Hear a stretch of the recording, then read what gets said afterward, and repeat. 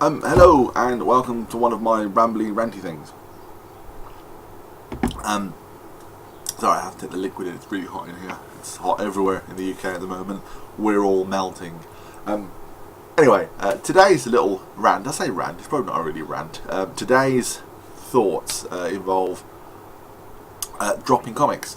At what point do you drop a comic? At what point do you say to yourself, "Hey, this, I've been reading this, it's bad, I'm just going to leave it"? Or even in my case, the problem I've had, which is like, I'm reading this, it's not bad, it's actually pretty good, but I can't afford to add another title. So when do you make the decision that it's time to leave that comic and move on to the next thing? Or when do you make the decision and say, hey, it's, this is too expensive, it's time to stop? I mean, for me, there are certain things I'll always buy. I'll always buy Batman, the main title. I'll always buy the core Batman title. I'll always buy the Flash. And to be honest, I really enjoy Spider-Man, and I know at the moment Superior Spider-Man's a little bit hit and miss. But I can't see myself canning it just yet. It'd have to get really bad before I canned it. But I'll always buy the Flash and Batman because they're my two favourite titles by far.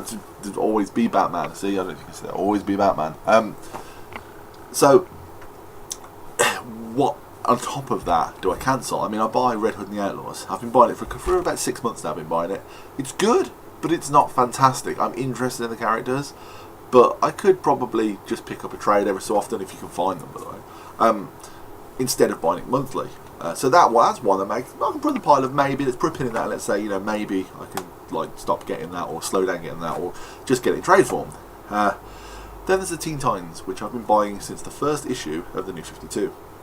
And I find myself with it going, I'm not really interested, But I've got 20 odd issues. It was good at one point, and now it's, at what point do I say, hey, I don't want this anymore? But to be honest, with Teen Titans, I've made that decision already. And on Wednesday, when I go into my local store, I'm going to tell them I just don't want it anymore. I was trying to finish the story arc off, but with DC, you never quite know. There's another thing. You never quite know when to finish a story arc with DC, because the way they do it, you never get that, at the end, it's done, this story arc's over. With Marvel, you don't always get the end, but you do get a better sense of when a story arc's finished. You get a sort of wind down issue almost from it, or just like a wind down few pages, whereas DC don't do that. So I've been buying things like Teen Titans longer than I probably should have done, because I'm waiting for the things they foreshadowed to come to light before I cancel it. Like with Tim and Drake, it's up to issue like 22 when I'm recording this, but Tim Drake has got this whole dark side thing going on, which is really weird, which they opened up the thread like 4 issues ago and nothing seems to have happened with it. So I'm thinking, I want to see that come to fruition. That's not a word. Fruition? I don't know. But at the same time, I can't keep buying this forever, because I'm just getting bored of it. And to be honest, Teen Titans is a title that never recovered after culling, but because I really enjoyed the first few issues, I've let it go on for so long because I wanted to get back to that. And then there's like things I buy that I know the story arc is over, but I didn't intend to buy it, but I'll just keep buying it. Like Uncanny Avengers is one where the first few issues, I didn't ever really like the book, but I found myself reading the first couple of issues and going, you know what, this is really, I can see this going somewhere politically, and I can see this being important and interesting. And then it never panned out, but I'm constantly sort of waiting for something to happen. So I keep like going, I don't subscribe to it, I don't have it on my pull list or anything, but I'll buy another one, see if it's any better. And then I'll find like the 6 on my shelf, or whatever, I think it's 4 on my shelf, that I haven't read. And I'm just like, I'll see the end of the story, I can't stop buying it. But then it doesn't happen. And it's comic book readers. I mean, up here, I don't know if you can see, but like right next to this pile of books here, like this area here, that's the stuff I haven't read yet, I've picked up and I haven't read yet. So the stuff like, obviously I shouldn't be subscribing to everything I'm subscribing to, but I just don't know when to drop it. I feel like I don't want to drop it in case it gets good again, then I have to go back and buy the gaps. Like for instance, with another great example is Iron Man. I started buying the Origins of Tony Stark, and I'm like, okay, I'll buy the Origins of Tony Stark, that's interesting. I was like, that's amazing, I'm going to go back now and buy the trade, which covers like 1 to 6 or something. And then I've got to buy the gaps now to get, so I've got like a full run so I can read the whole thing from start to finish. But then I won't really want it after, I only bought it for that one story arc because I thought it was going to be interesting. And then I'm like, now when do I stop? When do I stop now? Because it consistently being interesting. So that's then another title I've ended up adding to my list. But at the same time, for everything I add, I'm not taking one away. I mean, yeah, Ultron's ended recently. I've only got like 3 issues of Thanos Rising left, 2 or 3 issues of Thanos Rising left. So that's done. I'm expecting, I believe Batman Incorporated was limited to 13 issues, 13 or 16 issues. So that should be ending fairly soon. So that's something else I'm going to buy. But then as mid-time goes on, I'll pick something off the shelf to try it, and it'll be amazing, and I'll end up reading it forever and ever and ever. So what I'm trying to do now, personally, is I'm trying not to pick up any new titles outside of trades. So I figure I can buy like one trade every 6 months. It's going to be more cost effective than buying every single issue just in case it gets good.